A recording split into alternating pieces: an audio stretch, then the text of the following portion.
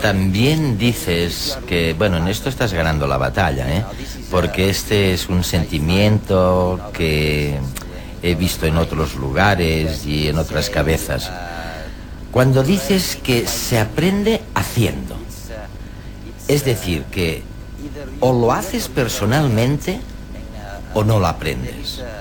Hay un proverbio chino, probablemente de Confucio o no sé de quién, que dice: dime algo y lo olvidaré. Enséñame algo y lo recordaré. Pero hazme partícipe de algo y entonces aprenderé. Yo diré algo muy simple. No hay otra forma de aprender. No se puede aprender de lo que te dicen. Cuando doy conferencias yo pregunto: ¿cuántas salidas de emergencia hay en un avión 757? ¿Cuántos salvavidas hay en un 757? Porque todos hemos escuchado estas explicaciones 100 veces y sin embargo nadie lo sabe. Y después pongo el vídeo y la gente dice: ¡ah! ¡Hay 7! Pero no lo saben, porque decirle las cosas a la gente no es una buena manera de aprender. El aprender haciendo es un concepto que siempre ha existido. En este país había un educador, John Dewey, que era un gran defensor del aprender haciendo. Y en 1916 se lamentó de que había estado intentando cambiar la metodología de aprendizaje en las escuelas y que nadie le hacía caso. Y después añadía: quizá es porque yo solo lo digo. Y lo olvidaron. Y no se acuerdan de lo que han oído. Nadie que nos esté escuchando es un experto en algo que no haya aprendido haciéndolo una y otra vez. Hay un chiste en este país. Un hombre joven le pregunta a un señor mayor en Nueva York cómo se llega a Carnegie Hall. Y el viejo le responde: por la práctica. Y así es como se consigue cualquier cosa. Si entiendes la educación como otra cosa que no sea práctica y experiencia, te has equivocado en tu percepción de la educación. Y todos los filósofos famosos como Einstein o Wittgenstein han dicho exactamente lo mismo, pero las escuelas no lo hacen. Es increíble todo esto, ¿no? En las escuelas, en realidad, los profesores explican lo que ellos creen que es importante y no tiene nada que ver con aprender haciendo. Esto tiene unos orígenes muy interesantes y es obvio por qué las escuelas son así. En 1600 un monje tenía un libro y lo leía porque tú no podías leer. Esto era una buena idea en 1500. Lo que pasa es que no hemos cambiado el sistema desde entonces y hoy sigue entrando un señor que da una clase y como nadie recuerda lo que se dijo en clase, hay que hacer un examen. Así se estudia y se coloca todo en la cabeza.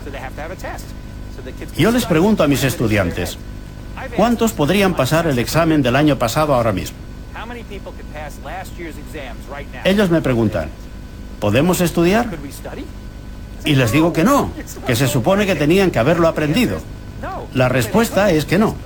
Porque lo aprendieron de memoria. No recuerdan los exámenes del año pasado. Yo no podría aprobar los exámenes de mi universidad. No sé si tú podrías.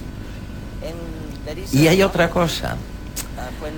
Cuando nos modernizamos y utilizamos ordenadores, a menudo, tú también lo dices, y yo me doy cuenta, es una paradoja de lo que hacíamos en la clase.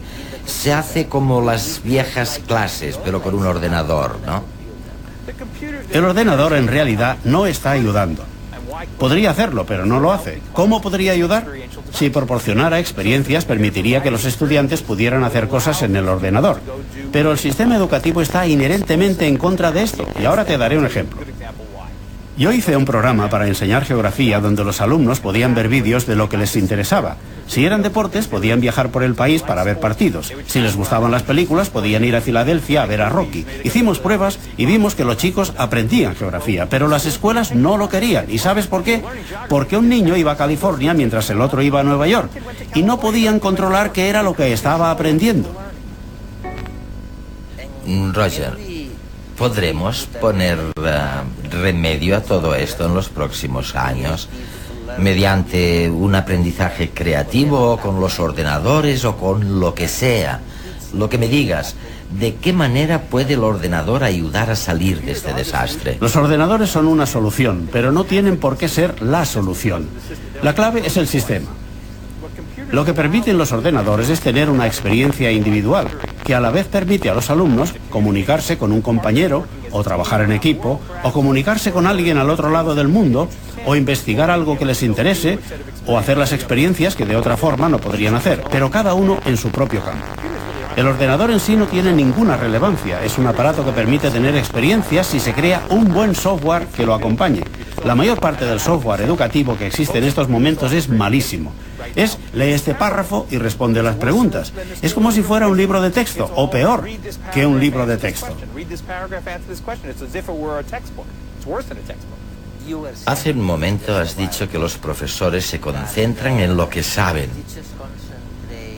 en lugar de concentrarse en... ¿en qué deberían concentrarse los profesores?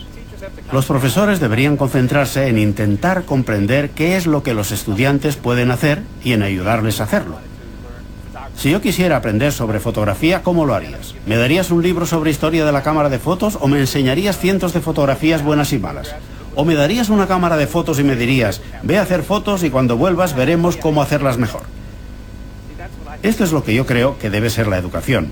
Hay que tutorizar a los estudiantes a mejorar lo que hacen mientras practican y mejoran. Y esto es cierto para cada aspecto de la educación. Sea lo que fuere, tiene que girar de alguna manera sobre cómo hacerlo. Y si no es así, no deberían enseñarlo. Intentemos dar alguna pauta de éxito a nuestra audiencia. ¿Hay algún consenso sobre cómo hacerlo? Una cosa que ha quedado clara es lo de aprender haciendo. Esto ya es algo. Es posible que la gente no sepa cómo hacerlo, pero, bueno, debe hacerse. Aprender debería ser divertido. Esto ya te lo he oído a ti y a otras personas. ¿Qué más hay consensuado ya? ¿Sabes cuándo las escuelas no están tan mal? Con asignaturas prácticas. Una vez me llamaron de una escuela que enseñaba asignaturas técnicas y tenían una escuela de cocina y allí había 20 cocinas y 20 estudiantes. Les dije que no me necesitaban porque ya cocinaban. Cuando se trata de asignaturas que no son académicas, no lo hacemos tan mal. No enseñamos a los pilotos a volar por medio de teorías de aviones. Los ponemos delante de un simulador de vuelo y hacemos que lo intenten. Y luego les hacemos volar primero en un avión pequeño y luego en otros más grandes. Porque sabemos que un examen teórico en pilotar no los hace necesariamente buenos pilotos. Todas las asignaturas que no son teóricas, ya sabemos cómo enseñarlas.